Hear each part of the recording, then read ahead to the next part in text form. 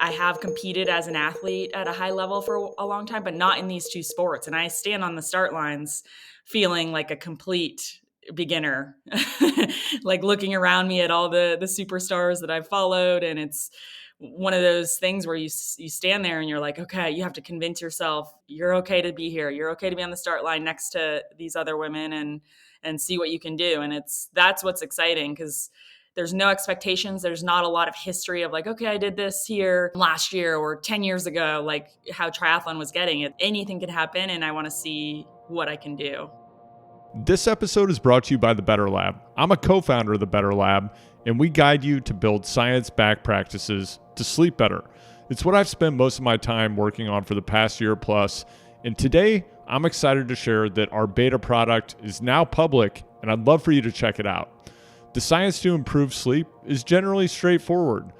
Putting that science into action can be challenging, and many people, including me, find it hard to do on their own. The Better Lab guides you to build impactful, science-backed practices to sleep better that stick. Go to thebetterlab.io to get started today. You can find that link in the show notes. This episode is also brought to you by Movement.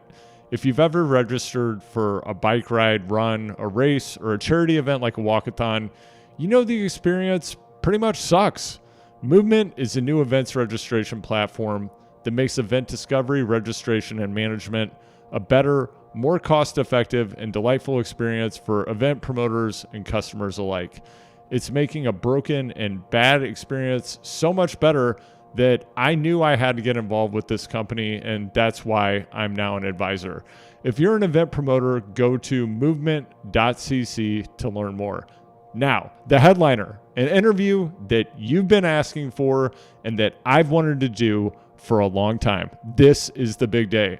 Heather Jackson has won 6 full Ironman triathlons, 16 Ironman 70.3 races. She's also won the Escape from Alcatraz triathlon, and she also won the Wildflower triathlon 4 times. I'm getting tired just reading this list of wins. It's insane.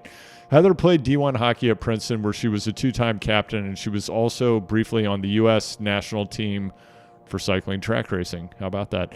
In 2023, Heather left triathlon to be a pro gravel racer and also a pro ultra trail runner. In her first season, she won the Belgian Waffle Ride San Diego, one of the biggest races in gravel and multi-surface racing, and the Javelina 100 foot race.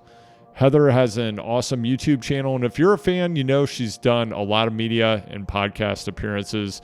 In this interview, we get into new material and talk about a lot of different things, including Heather's mind game, why she continues to take positive risks and try new things, and much more.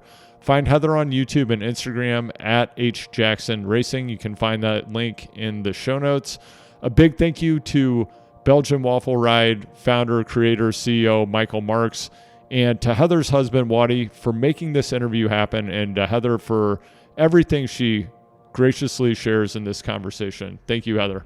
Choose the Hard Way is a podcast about how doing hard things is fun and builds stronger humans. If you haven't done this already, now would be a great time to help me help you. To do that, just hit subscribe and rate the show 5 stars on Apple Podcasts or Spotify, and share this episode with a friend who likes doing hard things. And I bet you have a few of those if you're listening to this show. To be in touch, you can always DM me at HardwayPod on Instagram. Last year was just kind of, I was coming off my final Kona the October prior. I knew I wanted to try these 2 new things, ultra running and gravel cycling, a little more seriously. I had done a couple events, mostly on the gravel side, but it was like, okay, I want to give this a go. Both of them are just exploding right now, and competition level and just, those 2 sports are just going off. And I was like, this is cool. I love following them. I want to be a part of this. And so it was almost, I kind of just had more of a not relaxed season because I was training as hard as I could. It was more like, okay, let's give this a go. And these are the main events. I was in the Lifetime Grand Prix, and then these are the big trail races I wanted to hit. We made it to both Western States and UTMB last year, which are the 2 kind of biggest right now. And it was just a really cool year of learning and kind of dipping my toe in. And I think I walked away like with so many things of like, oh my God, if only I had done this different at this one, this different at this one. Um, I could have been more prepared in this way, or and so I came into this year almost. My schedule is pretty similar.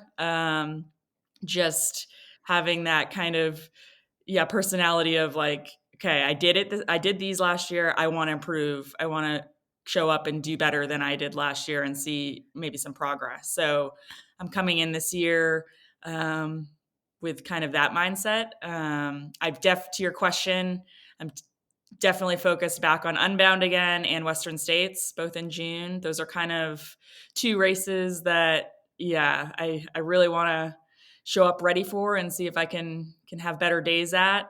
Western States last year, I had a tough fall about mile 40ish and rolled an ankle, pulled a hamstring, and didn't make it to the track in Auburn. So that one is I need to make it to that track 100 miles later. And Unbound, I've had a couple of mechanical issues the last 2 years. So that one, I think if I can just get through that one unscathed, I think that sort of race suits me, that length, that long of a day, the distance, the type of riding. So I'm certainly preparing throughout the spring with other events, but those are the two I'm focused on right now.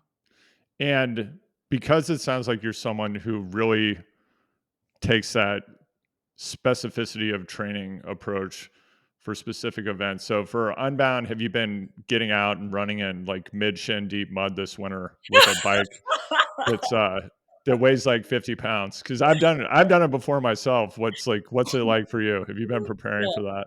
Exactly. That's the training. We're gonna hit Mid South in 3 weeks as well. Like hopefully it'll be a super muddy day. Get that practice day in as well, carrying the 100 pounds. Yeah, absolutely. Great clay based mud down there at Mid South, right? Exactly. Yeah, the red mud. No, that's fantastic.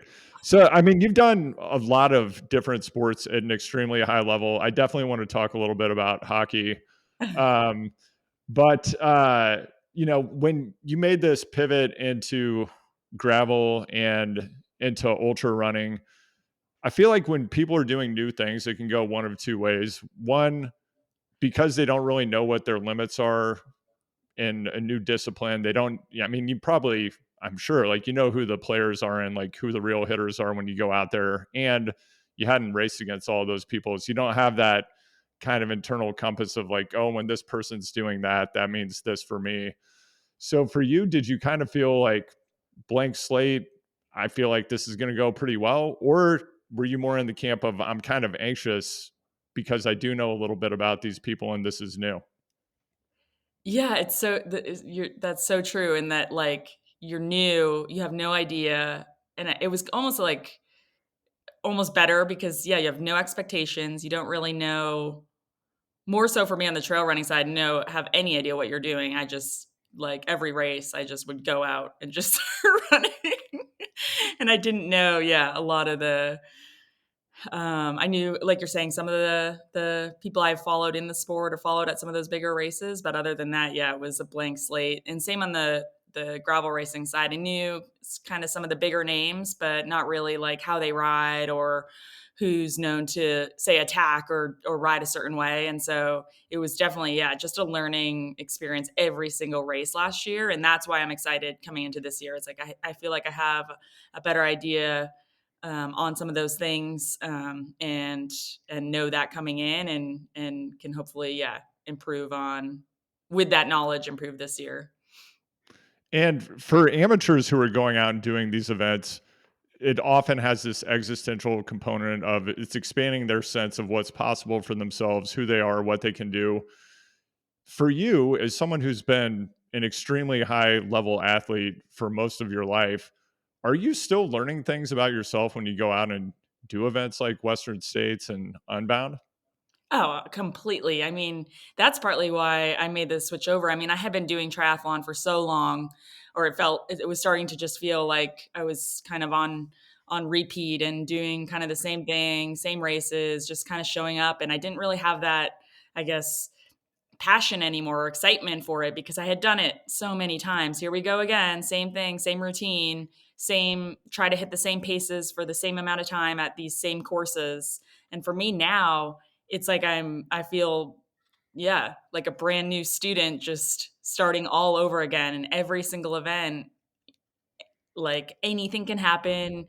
I still don't know what I'm doing with the two sports like as someone just yeah, a year under my belt, like you certainly learn a lot, but I'm not this experienced 20-year bike racer yeah, in the same position that I was on the triathlon side. So for me, it's just, yeah, what can I do? I mean, I have competed as an athlete at a high level for a long time, but not in these two sports. And I stand on the start lines feeling like a complete beginner, like looking around me at all the superstars that I've followed, and it's one of those things where you stand there and you're like, okay, you have to convince yourself like you're okay to be here. You're okay to be on the start line next to these other women and see what you can do. And that's what's exciting because there's no expectations. There's not a lot of history of like, okay, I did this here last year or 10 years ago, like how triathlon was getting. It's anything could happen, and I want to see what I can do.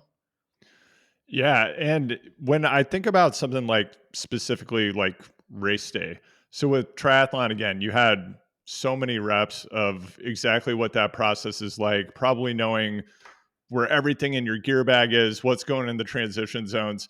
Now that you're doing these professional gravel and ultra running events, they're professional and it's quite different. You have to have your partner or your team get out there and find those feed zones or neutral zones. You don't always know what's going to happen if somebody gets lost.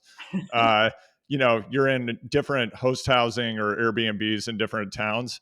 Would you mind just like, could you like take me through like the morning of Unbound or the morning of Western States, like minute by minute, like what time are you getting up and what happens? And like, what's your level of nervousness or arousal or not? Or are you totally calm? Oh, no, no, no. Yeah. Oh, that's a good one. Well, let's say hypothetically they both start at 6. I think they're both somewhere around there, but 6 a.m. I would probably set my alarm for um, 4, I would think, 4 a.m., maybe 3:45. I get up, I wake up, my husband brings me coffee. He spoils me every single morning. So I drink coffee for about 15, 20 minutes, get up, get my kid on or my running clothes. Make breakfast. I usually have either 2 pieces of sourdough toast with peanut butter and banana or maybe oatmeal if I feel I need something a little bit heavier, maybe for like an Unbound. Also, not running at Unbound, you can have a little bit more fiber, so oatmeal is okay.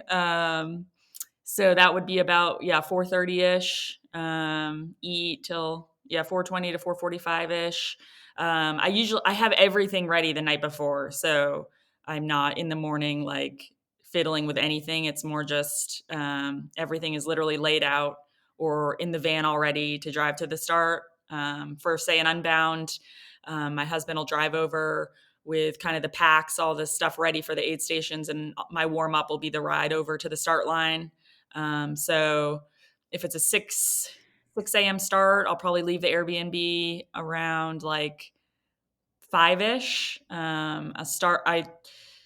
I found it very very quickly. I found out that it was important for me to get a good warm up in with these because from the gun, they're just like hard effort. So to get my heart rate up earlier, it's almost like the swim start of the tries. Like so, probably leave the house 5:10, get a 20-minute warm up in 5:10 to 5:30ish, and then try to be on that start line.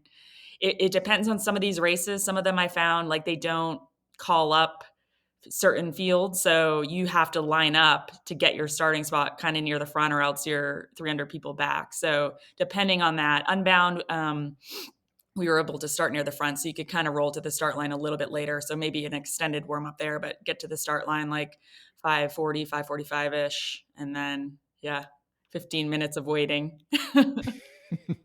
and then it's a lot of fun. So I mean, as you mentioned, you and your husband you're a team. You work extremely closely together, like both on the business and marketing side, as well as when it's race day, getting out there and doing the event. Would you mind talking a little bit about just being in a relationship, being married can be really challenging for almost everyone. So when you bring all of those professional elements into it, what kind of pressure does that put on your relationship, and how does it like also make it stronger?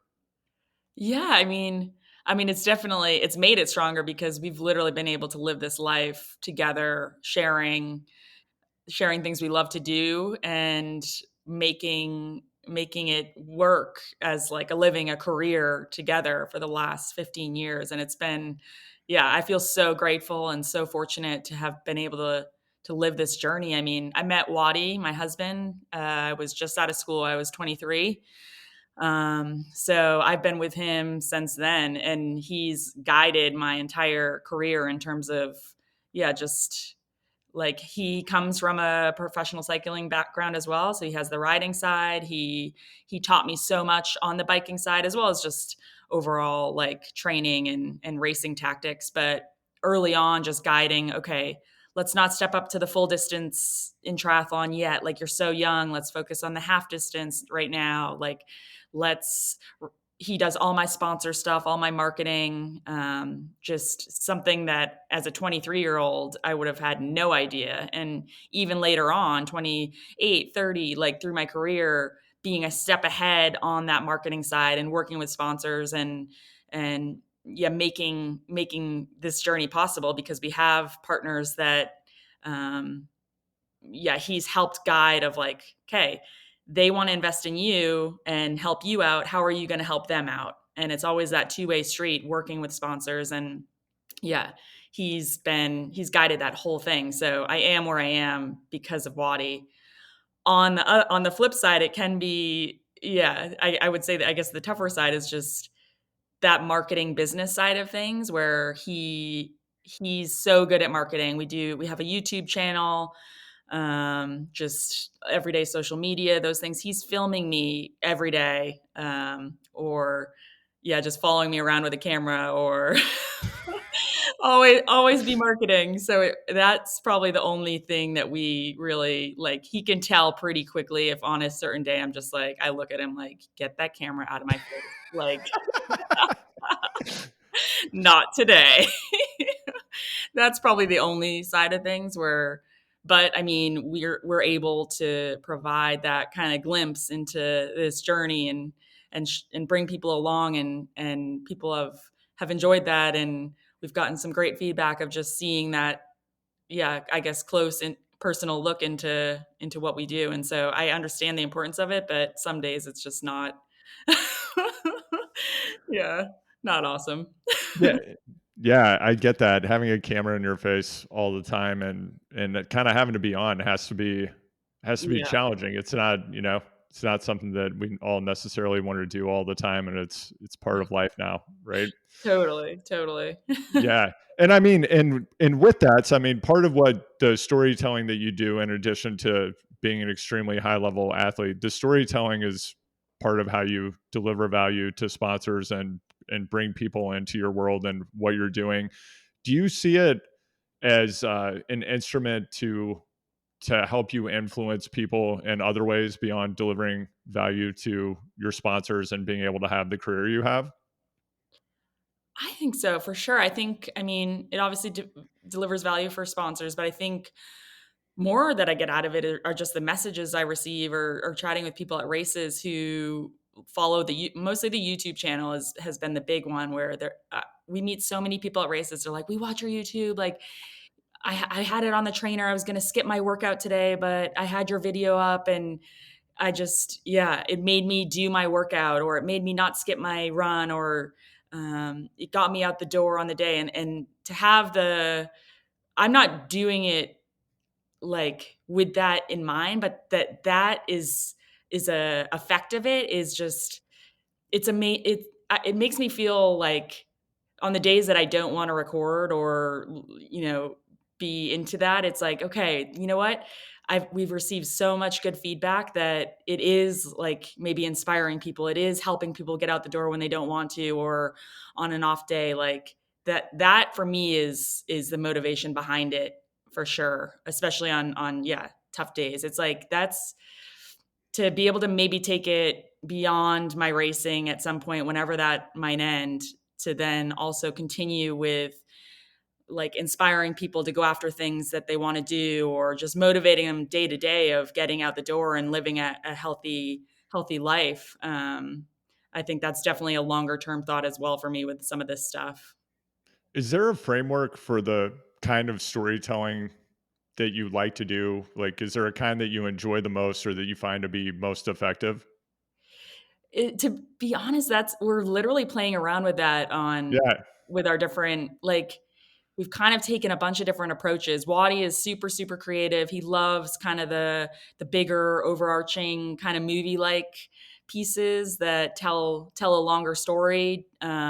We found a lot of people just like the straight up vlogs where he's literally following me around in the kitchen and then out onto the trainer in the garage, and I'm like puking, doing intervals. Like it's crazy the differences of yeah, and then we have the full pieces around a certain race and how races go. So we're trying to dial in right now of yeah things that things that we like. I think the mixture has been good. Like you never know what almost like you never know what you're gonna get with each one, but it's interesting. I think as long as we're just kind of giving a glimpse on the day, on the training, or where we're at in the season, or leading into a certain race, it's mostly just about being yeah, just showing it authentically and being like, "This is what we're doing."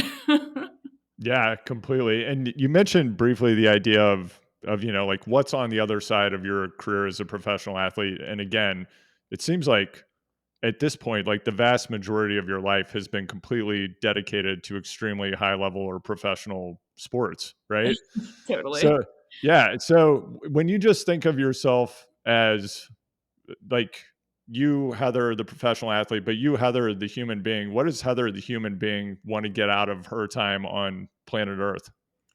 Yeah, totally. I mean, it's definitely something I've been, like, working on the last yeah, couple years of like, "Okay, well, I'm still racing at a high level, and I wanna race the best I can at a high level for as long as I can, but I know there is a end point where I won't be at that pointy end, and what would I want to be doing with my days?" And the ability to still be able to be outdoors, to be active, to do these epic adventures, in some sort of capacity, whether that's helping other people reach their goals, where I can use the knowledge I've learned at these events, these different sports, and help them get there. I think working with kids at some point kind of inspires me. I remember when I was 10, 12, like at that time I was soccer, ice hockey, but like I remember going to a soccer camp and Mia Hamm was there and some of the US national team players. And to me, it was this like, not comparing myself to Mia Hamm at all. I'm using that as an example, but like inspiring girls to, or yeah, females or whoever, inspiring whoever to want to like focus in on something that they absolutely love. Like I played soccer every day after school for hours and hours. It's all I cared about. And to show, okay, this you put that dedication in, this could be your life. And to yeah, I guess have that kind of aspect at some point would be, I think, something I would love to do for sure. And when you were a kid, what got you into sport and into soccer? Was that something that your family was really into, or did you just encounter it and like had a knack for it and really took to it? My mom was a phys ed teacher, and so she had us in every single sport. I think largely just as like a childcare outlet of like, nope, we have a basketball game this afternoon. You're going to be in it, basically. I mean, we were on all teams. I also have three siblings, so there were four of us, and so I think it was just a matter of yeah, like there was so much energy, so much like competitiveness in the family, just of the kids. Like we had our own. I mean, every day after school, if there wasn't kind of a school league event, it was we were in the street playing street hockey, like two on two, just the four of us, or there were some neighborhood kids as well. So I mean, we were always outside, always competing, always yeah, and so my parents had us in different my sister was a gymnast, my brother was ice hockey, I was mainly soccer, and then got jealous of my brother playing ice hockey, got into ice hockey. So I attribute everything, yeah, to my parents sacrificing that and getting us, putting us on those teams and bringing us to all the practices. And I mean, it was, I can't imagine when I think back on their schedule. One, my dad driving my sister to gymnastics, my mom bringing me and my brothers to ice hockey, then to soccer. Like it was just what they did was, yeah, I'm so grateful to them. So, three siblings. I've got to ask, what's your birth order? Where are you in the family? I have a brother, or I guess he's a little over maybe 2 years older. I'm next. Then my other brother is 1 year after me, and then my sister's 1 year after him. So it literally was one, two, three, four. So they Right. had us like on leashes, basically. Wow. That's Like, yeah, that's a lot. So we could say you're middle-ish. You're a middle-ish child. yeah, yep, for Yeah. sure. Okay. That's cool. So there was a lot of sibling rivalry in a very positive way, it sounds like. Yeah, mostly positive. Mostly I positive. can say I bet it got a bit violent at times. I've got two brothers. I know how it goes. exactly. I can say I was the most competitive, so I was like, yeah. Had to beat them all every time, uh, over everything. So so with that as a competitor, did you feel like whatever you were doing, whether it was sports or something at school, were you someone who like always had to win, or did it show up in a fun and friendly way? No, it was bad. I had to win, and I would get very upset or angry if I didn't. So, very competitive in the sports I was doing, and then also just with myself, like schoolwork, like had to be the best, had to be the best student, had to, yeah, have the best grades, and yeah, it was very, uh, yeah, intense, probably.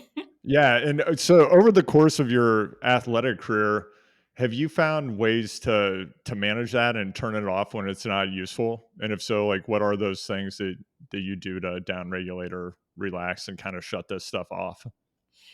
Yeah, I would say it's tamed down a bit where I don't get like I think I have a wider view now and it's like, okay, you don't win a race, it's not the end of the world. I think early on though, even in my 20s when I had just met Wadi and I was getting into triathlon over the team sports, I wouldn't hit a workout on a certain day and I would be in tears, like mad at myself and angry. So I think just probably partly with age, partly with just maturity in sport and knowing, okay, it's sport. It is, we're choosing to do this. It's not the end of the world. There are much bigger kind of world problems out there for sure. So I think I'm a little bit calmer with it. I do, to your question, like to kind of step away on, say, my recovery days, or even once the training is done on the day. Like I do my training and then whether it's yoga or I take a lot of Epsom salt baths or just stepping away so your mind isn't always on that goal that you're going after, that athletic thing of like, okay, I did the training today, tomorrow I have this. And it's like this nonstop amped up kind of, yeah, lifestyle where you do need to kind of step away and relax. I'll read a lot of books just so I'm not thinking about, okay, tomorrow I have, this run to do or ride or so I think that is important just to kind of shut things off. Yeah. What do you like to read? Uh, I'm not a good, it's a lot of just like crime Oh yeah? read. Nothing like it's tough because I have all these intentions of like I do like a lot of autobiographies on like athletes or just like, nonfiction kind of yeah historical pieces. But you finish training and you sit down to try to read one of those, and your mind is just I'm so tired. It's so hard. But like just yeah, like a basic kind of quickie crime novel it's you can work your way through. So that's the give and take. I don't have any like good high end.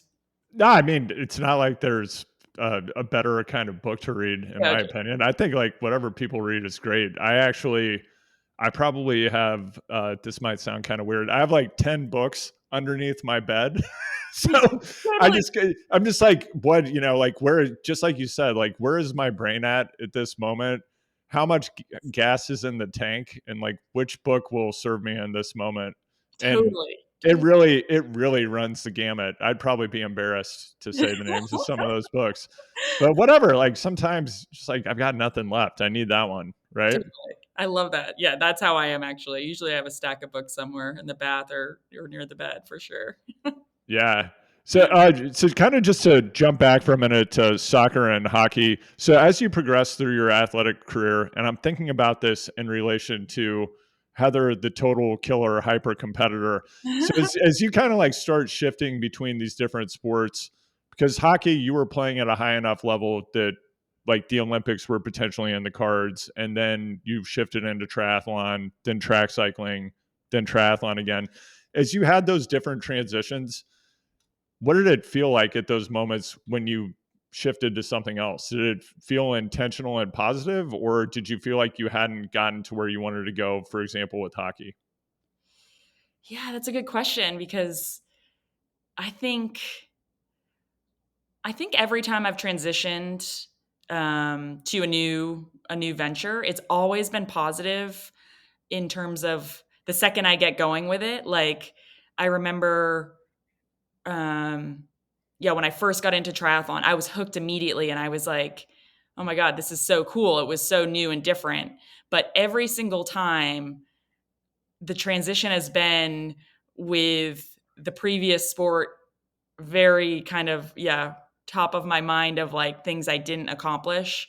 So I've always, I think, kind of used that as motivation in the next one, if that makes sense. Hmm. Because yeah, in 2000, I was trying for the 2006 Winter Olympic Games in Torino for ice hockey, and I didn't make the cut for the team. And that also coincided with my senior year of college. So for women at the time in 06, 07, there really wasn't anything after that. So it wasn't like I could go play in the NHL. It was just college hockey was done. I think there were a couple minor league teams, but not really. There are more now for sure.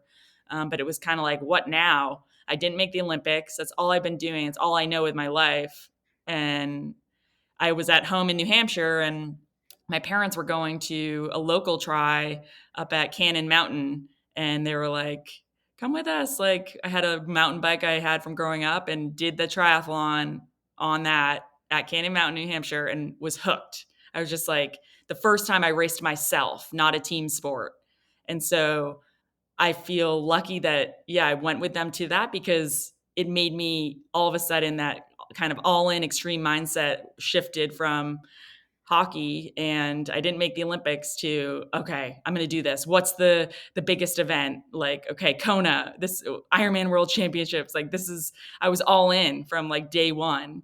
And then all through triathlon, I would use kind of things I had learned in hockey or just kind of that disappointment. I think I would think back on it randomly like you didn't if you do this now, like I would in my mind doing a hard effort, say I had like a 10-minute interval to do, like in my mind I would be saying to myself, if you hit this power, you make the Olympic team. Like I would have these things in my mind that would motivate me during say super hard efforts or intervals and use that kind of disappointment in training and then in racing, like get up to that girl up there on the bike.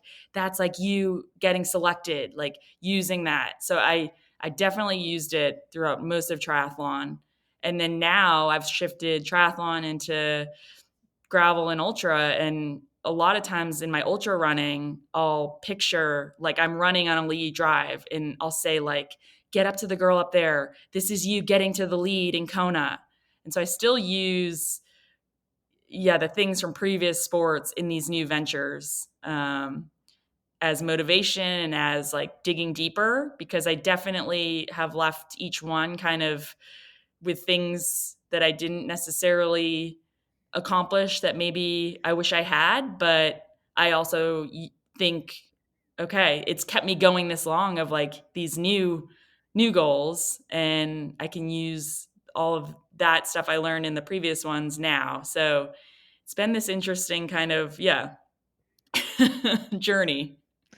I find the way athletes talk to themselves and their internal monologue while competing and in training to be incredibly fascinating. Would you mind sharing more about what it is it like for you during competition specifically? And it sounds like you're someone who is very present and you go more deeply into the experience and you have certain things that motivate you. Some people dissociate.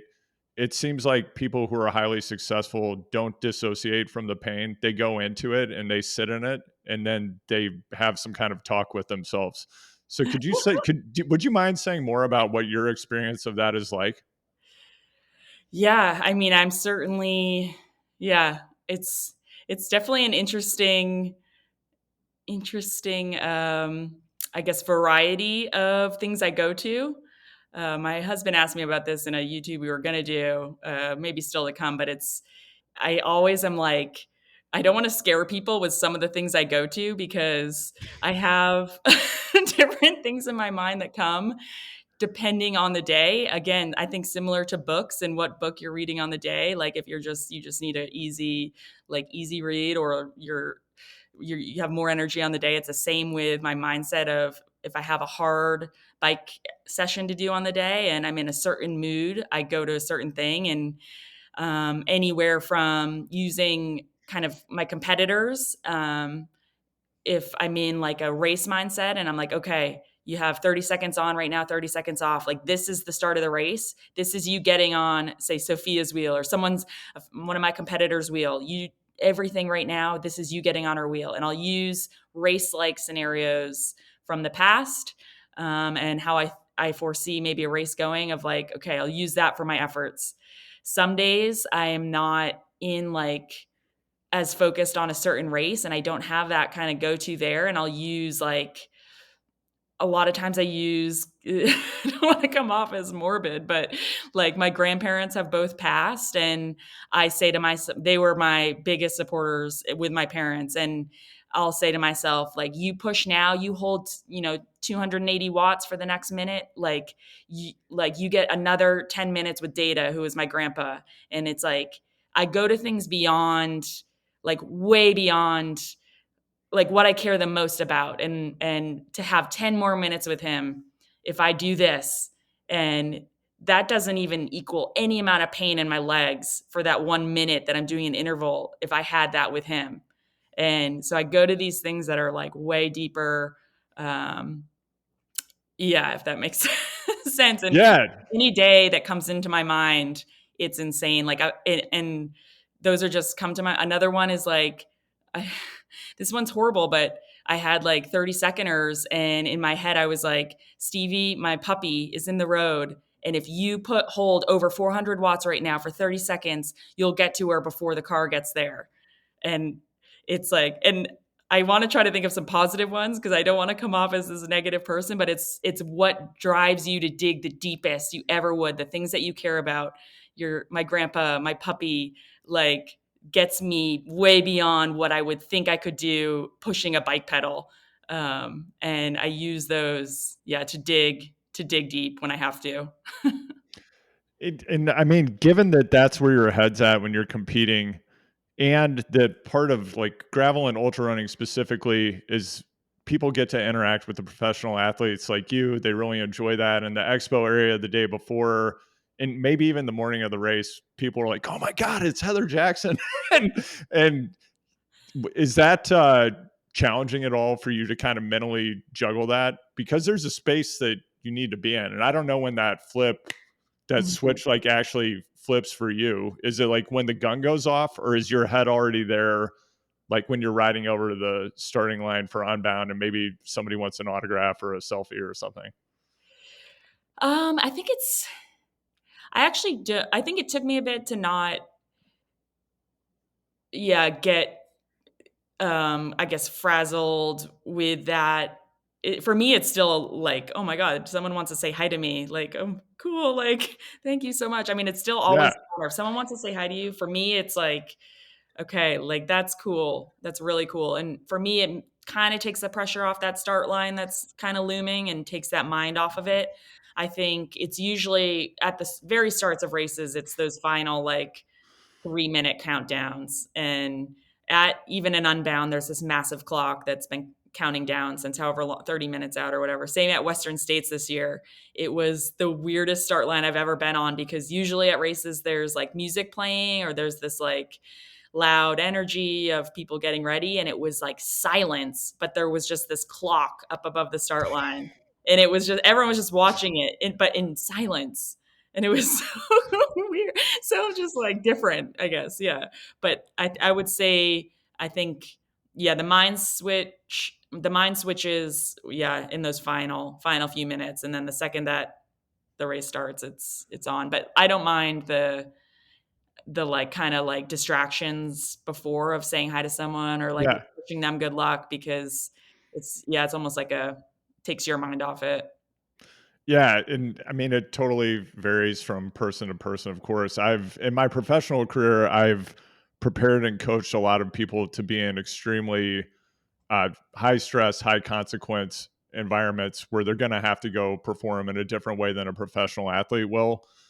And some people are extremely state sensitive, and like you have to be really careful about what you're doing and how you help them manage their energy. So it's always Totally. interesting to me to hear how different people respond to that. And again, I think it's awesome that in professional cycling and ultra running, fans can have proximity to athletes, and like there's a dance there, like there's something going on for these people about to do these extraordinary things that it's not on everybody's mind all the time. But Totally. Yeah. I mean, that's a great thing about triathlon and gravel and ultra. Like everyone's doing the same thing. And so yeah, everyone gets to be on that same start line and everyone's about to ride 200 miles. yeah, yeah. So I know we talked a little bit about your interview with that triathlon life, and something that really jumped out at me in that interview is it seems like your entire triathlon career you did not love swimming. So it was very it was very interesting to me that you were able to like do something that you didn't enjoy very much that was such a core part of what you had to do as a triathlete. And how did you get yourself to do that? Oh my gosh, exactly. And What maybe you could you like describe your relationship with swimming for people who maybe haven't listened to that interview? Oh my gosh. Yeah. So my swimming, I mean, I didn't start swimming. My grandpa had a pool in his backyard, so I knew how to, I guess, stay above water, but I never swam. It was probably the one sport I didn't do. So my whole experience growing up with water was when it was frozen for hockey. So I started swimming when I was, yeah, 22, 23. And I think early on, it was I never liked it. I was never like, "Yay, can't wait to get to the pool," but I was seeing enough improvements, like, over sessions or over year to year, that those first probably 5 or 6 years, um, it wasn't I was yeah, like I just said, I never enjoyed it, but I also I did enjoy the fact that I would see progress. So I would go from whatever, a 2-minute 100, all of a sudden I was down to a minute 50 for it, and the work I was putting in was showing progress. But then later on in my career, I got to the point where I was putting in the same amount of work or more, even more. I was swimming more. I was working with all these different swim coaches. I was investing so much time and energy and money and everything, and traveling places, like living new places just to work with a certain coach. And I was still swimming that like one, whatever it is, for 100. And like when you go year after year and there's no improvement and you can't seem to get it, and you try all these new mindsets with it, all these new techniques, starting all over again from scratch, and it gets to be where you're just like, okay, well, like, I've given everything, and that's where the now what, like, what should we do? Because yeah. It's swimming is so hard too. That is probably the most frustrating thing for me, is that, um, the harder you work doesn't mean you're gonna go faster. And to the TTL podcast you keep referencing, if you asked Paul and Eric, like, I would come to every swim session with them, because for me, they're so good. They're so much better than me. I'm only gonna learn from them and try to get faster. They would tell you that I was working probably quadruple as hard as they are in the pool, like, just every day, everything I had to try to find improvements. And it's like I was going slower because the harder you go in water, it's almost like, yeah, you can't muscle your way through it. It's technique based. You have to feel the water, you have to flow with it, all these things. And I just never got that feel. And so what specifically did you dislike about it though? Other than it, like it's extremely hard to progress, it's highly technical. What would be your feeling when you would be in the pool swimming and doing the workouts? Like was it just this sucks? It's boring? Like I'm sorry, sort of generally the feelings I have when I try to swim for a long time. So what was it like for you? Yeah, it's more that you're working super hard. I always felt like I was going to drown because I'm breathing so hard. I'm just wheezing, sucking in air. Every fourth breath, I'm getting like a mouthful of water. I mean, and you're just going back and forth, like staring down at a black line. And then in 30 seconds, flip turning, which I didn't even start flip turning till later in my career because I would get water in my ear, up my nose every single time. It was just not enjoyable. Yeah, you're just wet, cold, drowning, going back and forth at 30-second intervals, back and forth, hitting a wall, back and forth. And it was just, yeah, it was that kind of mouse wheel you were talking about where it's just, you just have to lock in and do it for a purpose, not because you're enjoying at all what you're doing. Yeah, and you mentioned that you sought out all kinds of different experts to help you with swimming. When you think about like the full arc of your career as an athlete and a person, who do you think of as the people who've been real force multipliers that have helped you to elevate beyond maybe what you thought was possible or have, helped you tap into something within yourself, have given you insights that have propelled you forward? Ooh, that's such a good one. I feel like I have so many people that I would bring up for different reasons. I mean, I think first to mind overarching is just my husband Waddy, who, I mean, he oversees everything in terms of like he sees me every single day and like everything I go through, the hard workouts I do, if I wake up and I'm feeling horrible but I might have training on my schedule for whatever coach I was working with at the time and he's like, doesn't matter, go to the couch. Like you're tired. You're going to get sick versus going to do that workout. Or I think he really has taught me the most about listening to my body and just also just race tactics, having raced himself, and just seeing the different progressions we've gone through in triathlon and the new sports. But like why wouldn't you he has this very like realistic mindset of like why wouldn't you do this or why wouldn't you approach the race this way, or so always having kind of that second view on things, training, racing. And he's been there my entire career from literally when I was 23 till now. So he's certainly, I guess, the biggest component of this whole journey. I think um I would feel bad, I think, listing some coaches because then I Yeah, would no, that's cool. leave others out. But yeah, certainly have had the opportunity to work with some really great coaches who have brought different styles of training. I think over my triathlon career, I tried a couple different styles of training, and that helped me in the end now to know the athlete I am now of what works better, I guess. But yeah. Yeah, that something you just mentioned is really interesting to me because part of what you have to do, and really in all domains of life, and certainly as a professional athlete, is you have to push beyond what you believe might be possible and do stuff that, in the case of endurance sports, it feels pretty horrible. And as you mentioned, the best professionals know when to like shut it down, right? And when it's like, yeah, actually, this isn't going to help me. I need to go rest today. I don't need to go I don't need to go run down the highway that's like an 18% grade and destroy my quads.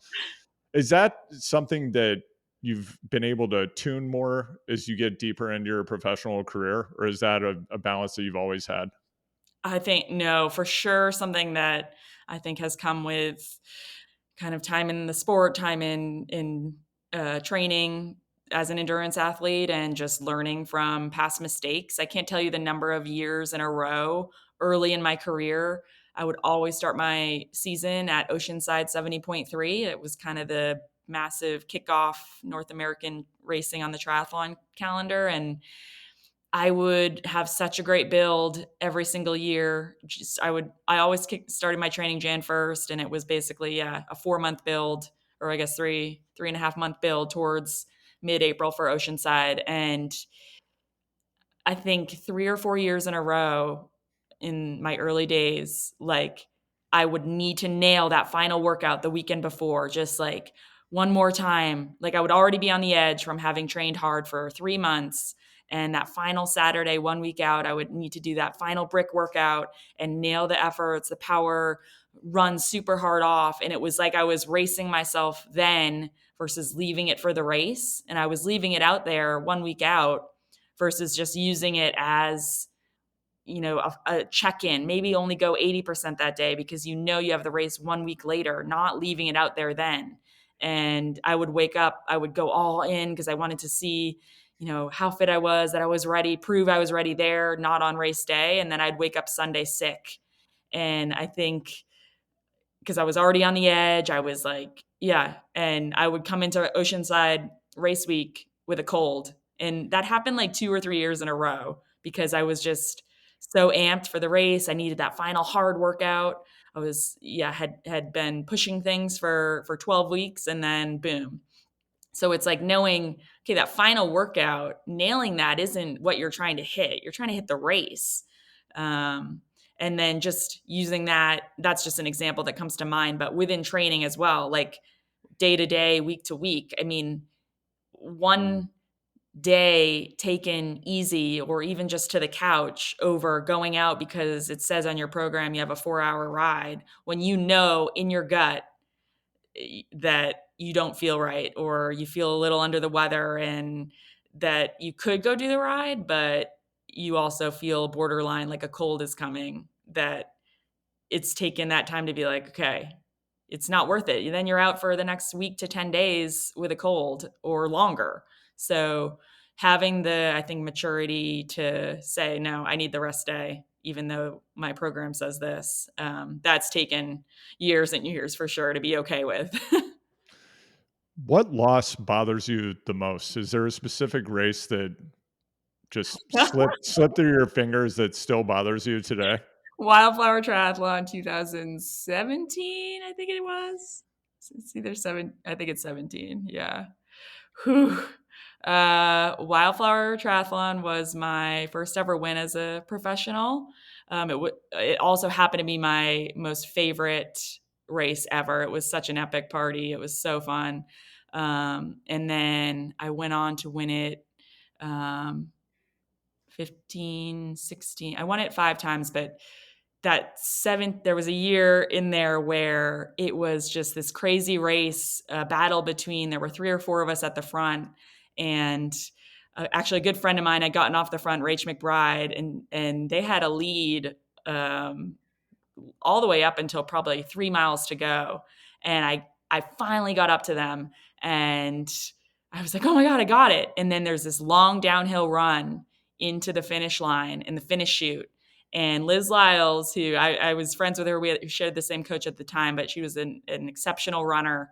She got me in the finishing chute, like 10 yards out, just Oh, sprinting down. And that was not even that loss and to get past in the chute, but it was like, that was my race. I was on like a 3-year streak with it. And I was just devastated. It's the only one that I was just like, yeah, devastated. yeah, that it hurts hearing about it, so I can only Yeah. imagine what it feels like to be can the show you person the who experienced. I can show you Yeah. in a shoot photo. Every time I see it, I'm like, no. I guess conversely, what victory do you consider to be the most transformative that you've gotten to experience? The most transformative. I mean, I think the biggest victory that for me means the most, I won Escape from Alcatraz triathlon in 2013. And that should have been a race I should not even have been close to the front. I mean, given the swim alone, I had gotten a late entry. Someone had dropped that it used to be where they just invite 15 pros, and a good friend of ours called and was like, someone can't make it. Like, do you want an entry? And I was like, holy crap. Cause I was early in my career. I was not a good swimmer. Not that I ever was, but that was like, oh my God, I'm going to swim from a boat to shore in kind of the bay where you can get sucked out to sea. I've heard all these things, but it was one of those like, this is a bucket list race. This is one of the races coming into the sport that I had heard of and was like, Escape from Alcatraz. And um, yeah, it was just a crazy day. I think I don't know what I was back out of the water. I want to say 7 minutes to the lead ish.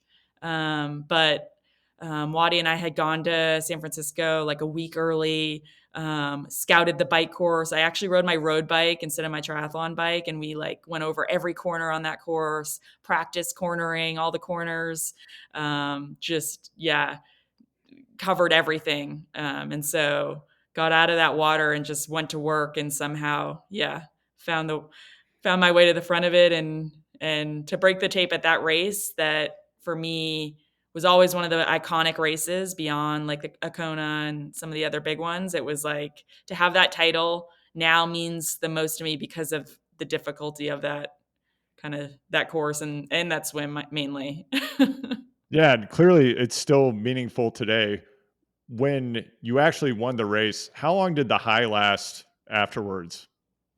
Uh, um, I would say a good I think now I look back on it more fondly than I did in the moment. The high lasted so after races in the early on in our in my career, we I think celebrated properly. I mean, we used to take a full recovery week and like party and just I think after that one especially if it went well. I mean, after that one, we went to Napa. We were in the Bay Area with my sister and brother-in-law, and we were like 3 days just going to different wineries and hanging out. And I probably didn't train at all. Like now, it's crazy. The second races end, like people are back on the trainer, like spinning the legs out or recovery run later in the day. I mean, the high performance side is definitely next level compared to I think some of those earlier grassroots days when it was like, okay, you got a week to recover, then we ease back into training, and we would take those weeks. And yeah, I remember after a lot of races, it would be 3, 4, 5 days of just yeah, not even anything related to the sport, just yeah, celebrating. That sounds pretty fun. Yeah. That's awesome. And when you look forward at this season and beyond, what are the events that you would most like to win? And I'm not asking you to call your shots here, but if you want to, you can. Like, what would you really, really like to win? What would be the most meaningful things that are left for you to achieve in your career at this point? Yeah, I mean, I think I certainly have the races I'm targeting this year, and I want to, yeah, I guess I can put that out there. I want to win them. I'm not training as hard as I do not to try to go for that, for sure. So, but I think the ones I really am eyeing are the San Diego BWR. I want to go back to that one and really try to perform well there. Unbound, SBT gravel in August, and Big Sugar in October. I would say those are the four that I really just want to show up at and have my eye on. And on the running side, I mean, Western States is Western States. It's the biggest one in North America. I have an entry to it. It's yeah, I didn't make it to the finish last year. That one is on the running side, really kind of what I'm targeting right now. So those events on my calendar are highlighted in gold. Some of the others are maybe a different color, but those I would say are my focus this season. And if we were to look out 2 or 3 years, do you have anything up your sleeve that you haven't disclosed yet? Or are we going to see you do Tour Divide? Are you going to do a Lachlan Morton? Like, what have you got, Heather? Totally. It's so funny you called that out. I love Lachlan. I don't know him that well. I mean, I see him on the at some races, but yeah, I mean, I think what he does is just epic. And yeah, I certainly want to race at a high level at these events that I'm at right now. But I mean, yeah, certainly a Tour Divide, Colorado Trail, an AZT, maybe a ride the AZT and run the AZT, something epic like that. I think that's definitely the direction I'm going, whether it's in another year or two. That's on my bucket list of something along those lines. Some of those longer epic events, going after something for sure. Awesome. Well, Heather, thanks so much for being here today. I've really enjoyed this conversation.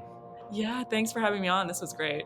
Go to choosethehardway.com to sign up for the newsletter, and you can always DM me at hardwaypod or send an email to choosethehardway@gmail.com to let me know what you dig in this conversation with Heather. I read every message, and I appreciate everyone who's reached out. To sign up for the beta product for the Better Lab, you can go to thebetterlab.io to get started today. Choose the Hard Way is a Big Truck production. Anthony Palmer at Palm Tree Podco is the producer and editor, and the talented Emily Miles is head of digital and marketing. Hecla Projects founder Jeffrey Nebellini is the world-renowned designer behind the Choose the Hard Way brand identity and logo, and also the Better Lab brand identity and logo. The content for this show is created by me, Andrew Vance.